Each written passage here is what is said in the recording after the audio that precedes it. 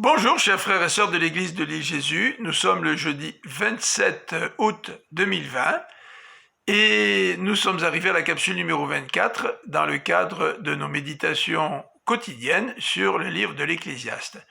Hier, en lisant la deuxième partie du chapitre 9, nous avons commencé à aborder le thème des limites de la sagesse. Et c'est ce même thème que nous allons poursuivre aujourd'hui. En fait, le dernier verset du chapitre 9 est relié avec le premier verset du chapitre 10, car l'auteur nous fait deux remarques identiques en des termes différents. Lisons le verset 18 du chapitre 9. La sagesse vaut mieux qu'un équipement militaire. Ça, c'est la valeur de la sagesse. Mais malgré sa valeur, un seul pécheur peut anéantir beaucoup de biens. Voilà la fragilité de la sagesse. Et cette même fragilité nous est décrite au verset 1er du chapitre 10. Les mouches mortes gâtent et font fermenter l'huile parfumée. Un brin de folie a plus d'effet que la sagesse et l'honneur.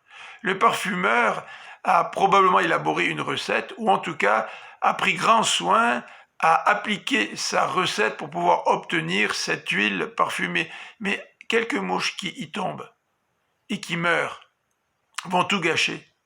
Et il en est de même avec la sagesse et l'honneur. Un brin de folie, donc pas beaucoup de folie, un brin de folie, a plus d'effet que la sagesse et l'honneur. L'auteur va ensuite, des versets 2 à 7, nous parler de certaines personnes qui manquent de sagesse.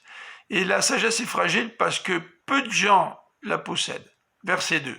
Le cœur du sage le dirige du bon côté, tandis que celui de l'insensé le pousse du mauvais côté. Même quand ce dernier s'avance en chemin, le bon sens lui fait défaut. Et il dit à tout le monde, « Il est insensé celui-là ». L'insensé ne réalise même pas que c'est lui qui fait preuve d'un manque de sagesse. Mais il prétend discerner qui autour de lui est un insensé. Le chef peut manquer de sagesse et peut être de mauvaise humeur. Le verset 4 nous dit, si la mauvaise humeur du chef se tourne contre toi, ne quitte pas ton poste, car le calme évite de graves fautes. Donc sois sage, toi, si ton supérieur ne l'est pas, car la sagesse a de la valeur. Nous pourrions nous attendre à ce qu'un supérieur fasse preuve de sagesse, ou même que le souverain soit sage, mais ce n'est pas toujours le cas. Bien des gens ne sont pas à leur place. Verset 5. Il est un autre mal que j'ai constaté sous le soleil, et qui est comme une méprise ayant échappé au souverain. La sottise est promue au rang le plus élevé. Le chef a peut-être choisi des sots pour leur confier des rôles importants. Alors, nous dit l'Ecclésiaste, que des gens riches sont dans l'abaissement.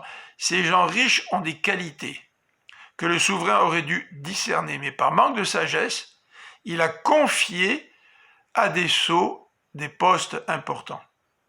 L'Ecclésiaste continue et nous dit « J'ai vu des esclaves aller à cheval et des princes marcher à pied comme des esclaves. » C'est encore une fois un renversement de situation qui n'aurait pas dû exister si la sagesse était beaucoup plus présente dans notre société. Hier, nous avons terminé en demandant au Seigneur Jésus de nous donner la sagesse qui nous manque. C'est lui la sagesse incarnée. Seigneur, que tu puisses nous donner, cela peut être notre prière, Seigneur, que tu puisses nous donner cette sagesse qui va nous permettre de bien vivre, de bien nous comporter dans notre quotidien. Je vous souhaite une bonne fin de journée et je vous donne encore rendez-vous demain pour continuer ce chapitre 10 de l'Ecclésiaste. Que le Seigneur vous bénisse. À bientôt.